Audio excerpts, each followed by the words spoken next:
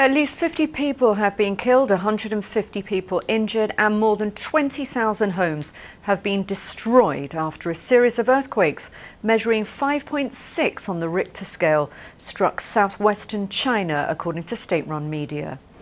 This dramatic footage shows the dazed walking wounded by the roadside, seconds before aftershocks triggered a landslide which sent boulders flying down the hills, narrowly missing them. Then eerie quiet and red dust everywhere.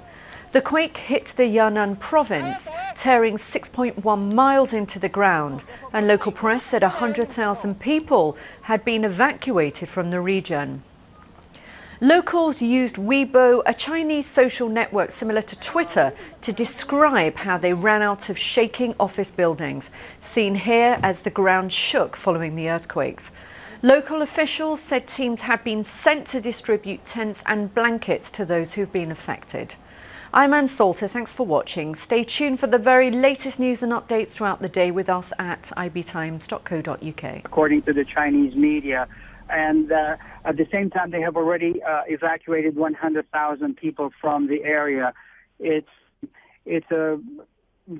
an earthquake-prone area. As you know, as late as last March, the province was also hit by a 5.4 magnitude earthquake, leaving 20 people dead and 313 injured. This time, the reports say that the earthquake had hit the city of Taotong, and that the epicenter was about 15 kilometers from the seat of this city. As of 1 p.m., they have reported at least 16 aftershocks.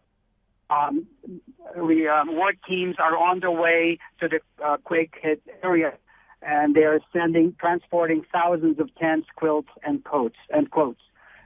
So far, no casualties have been reported in the neighboring Guizhou province. Manisha?